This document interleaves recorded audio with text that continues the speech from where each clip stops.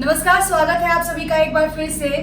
जिस तरीके से इन दिनों बार बार हिंदू मुस्लिम की राजनीति की जा रही है, उसको लेकर आपने देखा कि किस तरीके से ज्ञानवापी पर अब सर्वे किया जाएगा और आज किस तरीके से सर्वे किया गया है, उसी को लेकर बातचीत करने के लिए हमारे साथ इस वक्त मौजूद है सुप्रीम कोर्ट के सीनियर एडवोकेट भानु प्रताप जी। इनसे तमाम मुद्दों को लेकर बातचीत तो करेंगे और जानेंगे कि ज्ञानवापी का जो मसला है वो आखिर और कितने वक्त में ठीक होने वाला है। सर, कोर्ट ने तो अपना फैसला ले ही लिया है और कहा है कि सर्वे करके ही पता लगाया जाएगा कि आखिर वहां पर मस्जिद थी या मंदिर सही में ऐसा हुआ है। कुछ दुखद है, पर चलिए जो हो रहा है कोई बात नहीं। अगर कोर्ट यही चाहती है इसके बाद ही तसल्ली, हालांकि ये दुखद है क्योंकि अगर ये परंपरा आप डाल रहे हैं तो इस तरीके से तो बहुत चीजें होंगी, बहुत चीजों पर सवाल उठाए जाएंगे, बहुत ही ऐतिहासिक बिल्डिंग है जिन पर सवाल उठाएंगे। क्या सबका सर्वे कराया जाएगा? और अगर ऐसे ही तो एक बार पूरे देश को खोद के देख लो ना, एक बार सब पता लग जाएगी कहाँ क्या क्या है, कुछ पता लग जाएगी सब साफ। उसके बाद जो भी है कर लेना।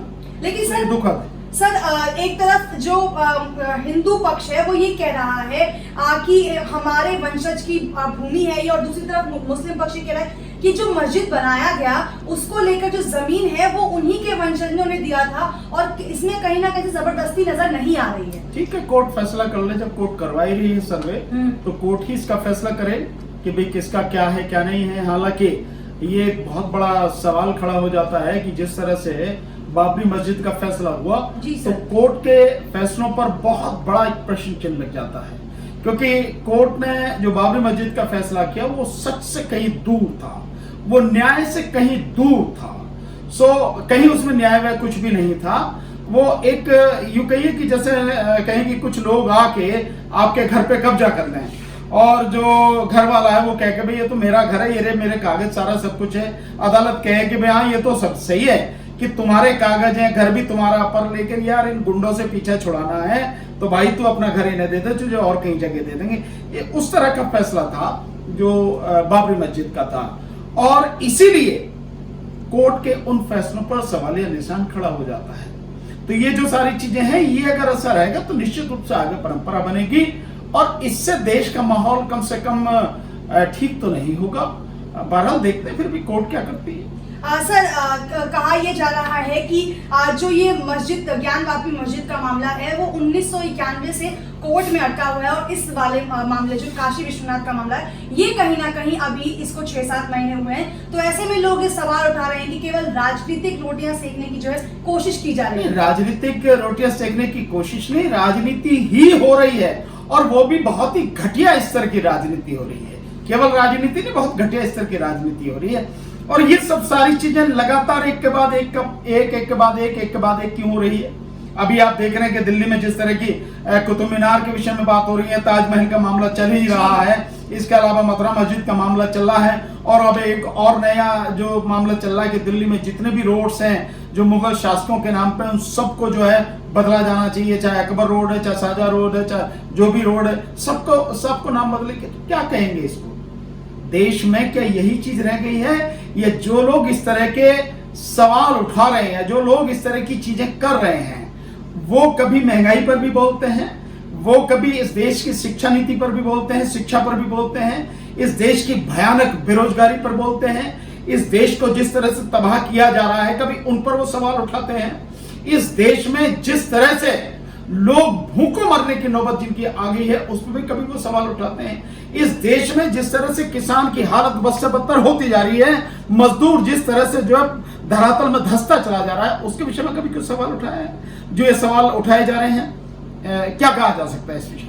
सर, अभी आपने बात की ताजमहल की, तो इलाहाबाद हाईकोर्ट की जो लखनऊ बेंच है उसने ये साफ कर दिया है कि जो ये मांग की गई है 22 दरवाजों को खोला जाए, उस पर खारिज कर दिया और कहा है कि यूनिवर्सिटी से आप इतिहास का ज्ञान लेकर आए और तभी वापस ऐसी याचिका दायर करें। बहुत अच्छा, उनको मैं धन्यवाद देता हूँ जो जज साहब हैं जिन्होंने कहा, आई थिंक जस्टिस उपाध्याय हैं लखनऊ बेंच से, उन्होंने बहुत बढ़िया ये फैसला दिया है। बहुत अच्छी बात है, इसी तरह के जो है अच्छे फैसले आने चाहिए ताकि देश का माहौल सद्भावनापूर्ण बना रहे, यहाँ का भाईचारा बना रहे, यहाँ का भाईचारा मजबूत हो, हमारे आपसे रिश्ते मजबूत हो। ऐसा ही फैसला होना चाहिए। जो कुछ लोग जिस तरह के जो मानसिक रूप से बीमार हैं वो लोग जो देश की हालत को खराब करने की कोशिश करते हैं, कि माहौल को खराब करने का प्रयास करते हैं, उन लोगों को सबक सिखाना जरूरी है। सर, आखिरी सवाल ये करूंगी कि सुप्रीम कोर्ट ने राजद्रोह कानून पर अब रोक लगा दिया और कह दिया है कि राज्य सरकार और जो केंद्र सरकार है इस पर पुनर्विचार करें, क्या कहेंगे इस पर? देखिए, ये जो चीजें हैं, एक कह सकते हैं हाँ, एक अच्छा एक कदम है, लेकिन केवल इससे बात नहीं बनेगी।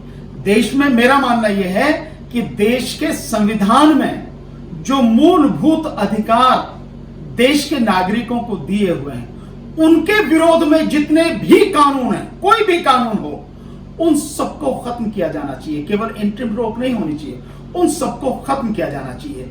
क्योंकि सरकार जिस तरह से उन कानूनों में अपने स्वार्थ के लिए, अपनी स्वार्थ सिद्धि के लिए जो बदलाव कर रही है, और उसके बाद लोगों को, बेगुनाह लोगों को जिस तरह से परेशान कर रही है, जेलों में डाल के रखा हुआ है, बेगुनाह लोगों पर एफआईआर की जा रही है, और सालों साल बीत जाते हैं, कोई उनकी बेल भी सुनने तक को भी तैयार नहीं होती कोर्टें। कई बार तो ये स्थिति हो रही है, और अगर सुन लेती हैं और इस निष्कर्ष पर पहुंचती हैं कि इनके खिलाफ कुछ नहीं, उसके बावजूद भी केस खत्म नहीं किए जाते हैं, ये बड़ी दुखद है।